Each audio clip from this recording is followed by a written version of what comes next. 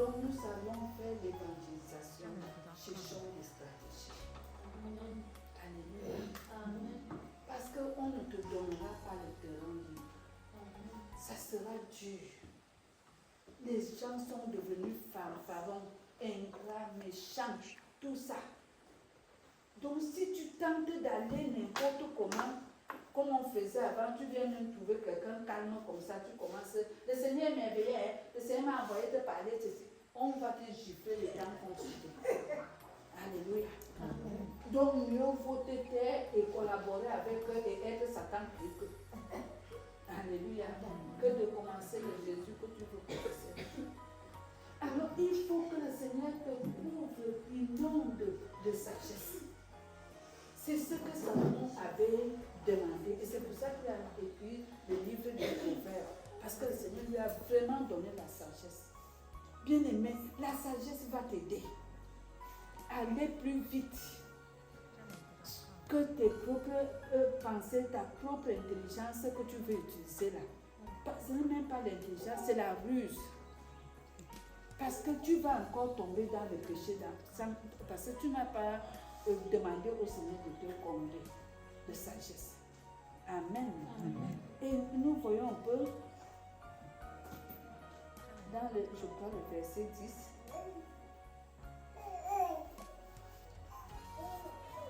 Si tu te décourages le jour où tout va mal, tu as vraiment peu de force. Amen. Amen.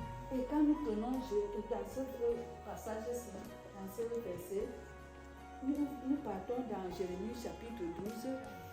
Dieu dit à Jérémie que quoi? Si des petits trucs là, tu as des plaintes pour des petits trucs, et quand des vrais problèmes vont arriver, est-ce que tu vas tenir? Amen. Amen. Parce que maintenant, moi-même, quand on me disait que tu dis que tu as des problèmes, des problèmes arrivent. Parce que quand tes enfants seront pleins et tout ça, c'est toi qui vas porter. Je ne comprenais pas. Amen. Amen. Nous sommes là en train de nous plaindre. Oh, ma maison, je fais tout, je prie, il y a ceci. Dieu demande que quand les grandes épreuves vont arriver, est-ce que tu vas tenir? Quand nous sommes devant l'homme de Dieu, on dit Seigneur, je t'accepte comme mon seul sauveur. Et c'est bien.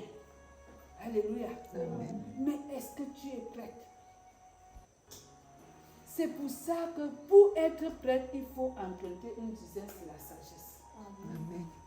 Parce que quand tu as une épreuve, Dieu doit te donner la sagesse pour mieux gérer cette épreuve. Amen.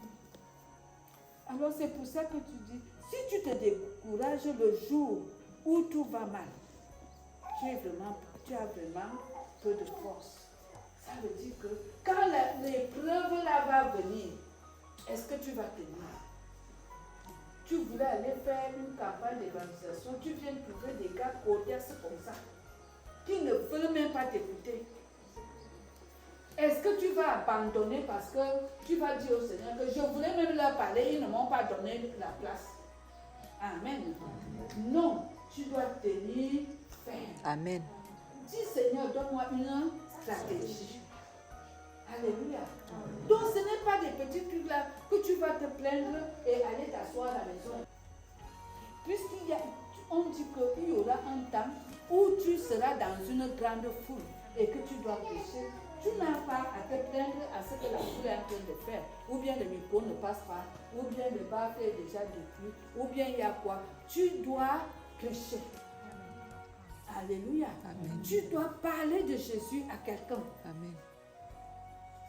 Mais tu vas voir que l'heure va commencer à passer parce qu'on tape sur le micro, ça ne passe pas. L'heure va commencer à passer. Va encore voir le bouton du truc là.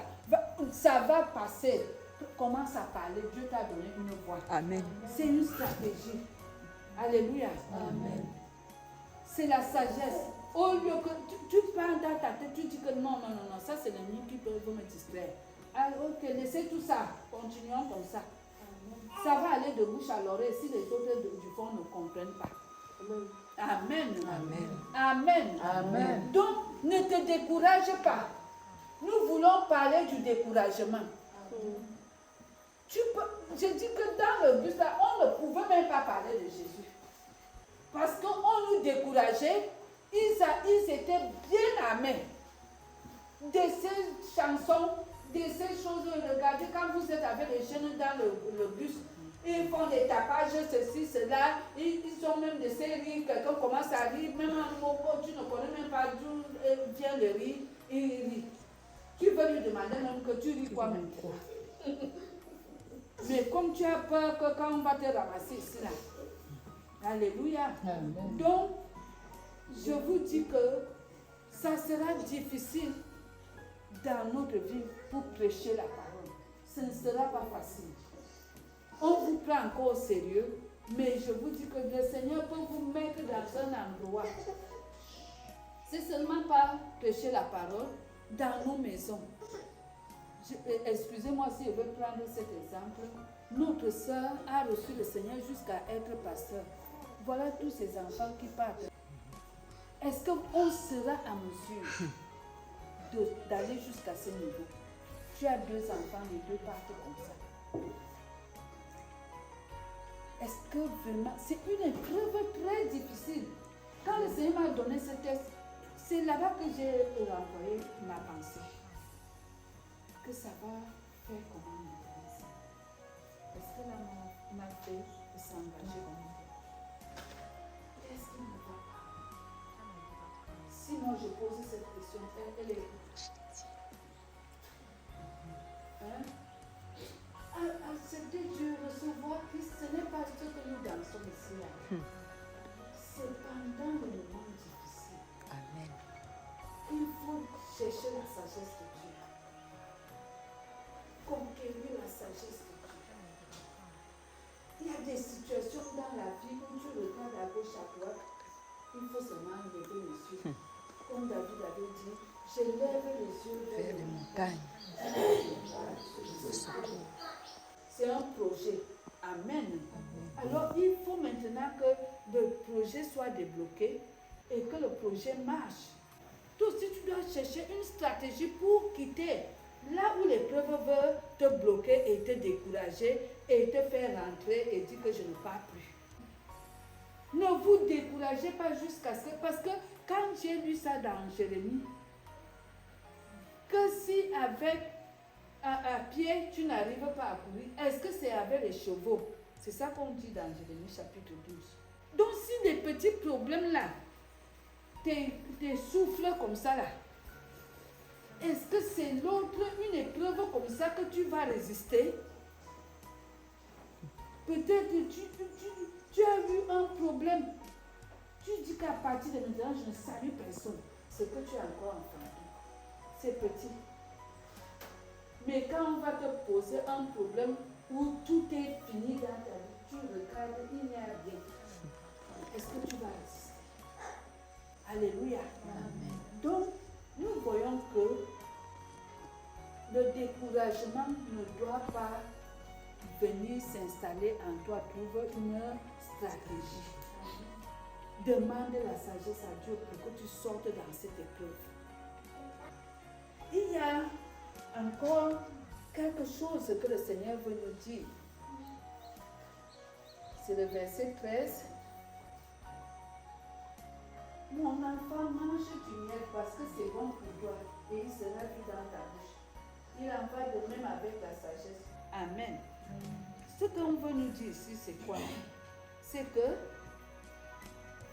le Seigneur te donne la paix. Mange du miel. Amen. Mange du miel. Parce que c'est bon pour toi. Et il sera doux dans ta bouche. Il en va de même avec la sagesse. Tu dois le savoir. Amen. C'est impératif. Tu dois le savoir que tu dois avoir quoi? La sagesse. Si tu la possèdes, tu auras un avenir. Et ton attente ne sera pas déçue. Tu dois avoir quoi? La sagesse. Mange bien les choses de cette terre, mais sache que tu dois avoir aussi la sagesse. C'est ce que ce verset veut nous dire. Ne prends pas seulement les richesses, ne prends pas la paix, je veux aller me reposer, je veux faire ceci. Il faut aussi savoir que tu dois avoir la sagesse. Amen. Amen. Tu dois avoir la sagesse. Parce que par cette sagesse, tu feras des exploits avec Dieu. Et quand il n'y a pas la sagesse, tu vas échouer. On dit qu'il y a un avenir. Alléluia. Amen. Il y a un avenir. Et cet avenir-là, c'est ça qui va te guider, bien-aimé. C'est l'avenir-là qui va te guider et qui va te faire, tu ne seras pas déçu. Parce que beaucoup échouent. Au lieu de revenir demander la sagesse à Dieu, ils créent des choses. Non, je vais aller voir telle demande. Telle va me trouver la solution. Je vais, moi-même, je sais comment je me débrouille un peu là. Vraiment, tu te montres un héros alors que tu es zéro. Amen. Dans la sagesse. Hein? Tu es zéro dans la sagesse. Beaucoup ont des biens, beaucoup ont de grandes sommes, mais ils ne font rien parce qu'ils n'ont pas la sagesse. Amen. Mais quelqu'un peut avoir 10 000, il fait plus que celui qui Vérité. a 100 000. Vérité. Alléluia. Amen. Parce qu'il a quoi? La sagesse. Alors il ne faut pas que tu sois déçu. Il faut seulement que tu cherches la sagesse. Et je t'ai montré comment on peut chercher la sagesse. Cherche ça, bien-aimé. Puisque tu auras des épreuves. Et ces épreuves-là, ce n'est pas le pasteur, en appelant le pasteur, que le pasteur va trouver la solution. C'est la sagesse de Dieu qui va te sauver. Parce qu'il va te donner quoi? Des stratégies. Alléluia. Amen. Le Seigneur va te donner des stratégies, bien-aimées, pour mieux gérer le problème. Beaucoup meurent parce qu'ils ont posé leur confiance aux hommes. L'homme ne peut pas t'aider, même si c'est ta mère, ton père, ils ne peuvent pas t'aider, même si c'est ton pasteur. Parce qu'il ne connaît même pas l'épreuve qui t'arrive. Parce que c'est Dieu qui t'a donné l'épreuve, qui connaît la mesure que cette épreuve-là peut durer. Maintenant, quand tu pars prendre le pasteur va te dire que quoi? Il sait même que l'épreuve a commencé comment? Amen. Amen. Donc, il faut comprendre que le Seigneur a besoin que tu puisses le chercher, que tu puisses lui demander qu'est-ce que tu dois faire. Et quand nous voulons nous asseoir et prendre nos dispositions sans le consulter, ça devient tout un problème, bien-aimé. Ça devient tout un problème. Donc, essayons de voir.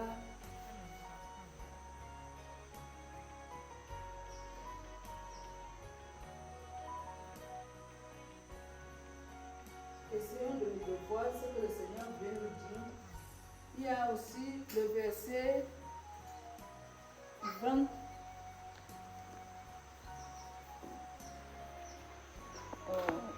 Mais tout si ça me dérange là. Ça me dérange. Le verset 20. Ils n'ont aucun avenir. On ne t'excite pas au sujet de ceux qui font le mal et n'envie pas les méchants. Voilà. Ils n'ont aucun avenir. Leur vie est comme la lampe qui s'éteint. Voilà. Ceux qui font le mal n'ont aucun avenir. Mais ce sont eux que tu poursuis chaque nuit dans tes prières. Ô Seigneur, les voleurs, les sorciers, je les détruis, je les enlève. Je fais ceci, amen. Ils n'ont aucun avenir, ces gens-là. Ils font le mal, mais ils n'ont aucun avenir. Ils ne te feront rien. Amen. Amen.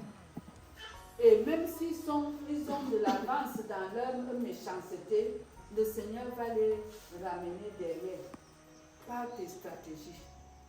Alléluia. Amen. Alléluia. Amen. C'est-à-dire, ne crains pas et ne t'inquiète pas qu'ils sont devant. Parce que quand j'ai lu Malachie chapitre 4, on dit que Seigneur, pourquoi les méchants Prospèrent. se réjouissent, sont comment? Prospèrent Prospères. plus que les enfants de Dieu. Amen. Et pourquoi les méchants sont prospères? Ils ont de l'argent, ils sont tout et ils sont fiers. Et nous qui te louons, nous sommes comme des aiguilles. Amen. La réponse est là. Dieu leur a donné la réponse. Amen. Amen. Que c'est pour un temps. Et ici, on nous donne la réponse claire. Que ils ont, ceux qui font du mal n'ont pas d'avenir et la vie des gens mauvais est comme une lampe qui s'éteint. Mon enfant, respecte le Seigneur et le roi. Ne fréquente pas ceux qui veulent tout changer. Ne fréquente pas ceux qui veulent tout changer. En effet, ces gens-là peuvent être détruits d'un seul coup. Et tu ignores quel malheur le Seigneur et le roi peuvent leur envoyer. Voici de nouveaux conseils. J'ai sauté. Bien aimé, j'ai sauté. Le verset 17, c'est ça que je voulais d'abord qu'on puisse voir ensemble. On dit, ne te réjouis pas quand ton ennemi tombe. Ne danse pas de joie quand il perd l'équilibre. Alléluia. Amen. Quand tu entends que ton ennemi a eu un problème, tu commences à danser. Écoute le conseil. On dit, ne te réjouis pas quand ton ennemi tombe. Ne danse pas de joie quand il perd l'équilibre. Sinon, en voyant cela, le Seigneur jugera que c'est mal et il évitera de punir ton ennemi. Donc tu vas aider ton ennemi à avoir la victoire. Amen. Amen. Amen. Donc ne te réjouis pas. Quand tu entends qu'il y a une mauvaise nouvelle venant de lui, ne danse pas. Pourquoi? Parce que quand les Assyriens sont venus s'accaparer de Juda, les Édomites ont commencé à danser, à crier qu'enfin on nous a enlevé le peuple ici. Amen. Amen. Mais après ça, Nebuchadnezzar est venu ravager tout le monde. Et les enfants d'Israël leur demandaient que vous aussi vous êtes avec nous ici. N'est-ce pas, vous étiez en train de se moquer de nous. Amen. Donc ne te réjouis pas quand on parle que ton ennemi a perdu l'équilibre. Ton ennemi a échoué. Moi, j'étais championne quand j'entends, et tous les enfants de Dieu sont comme ça. Quand quelqu'un leur a résisté, quand ils entendent que la personne a chuté, ils disent que gloire à Dieu, le Seigneur est merveilleux. Et ils viennent témoigner que notre voisine, comme il nous faisait du mal, vraiment le Seigneur l'a frappé. Amen. Quand la voisine aussi va recevoir le Seigneur. Alléluia. Donc ne te réjouis pas quand quelqu'un tombe. Amen. Hein? Et la compassion dans ton cœur.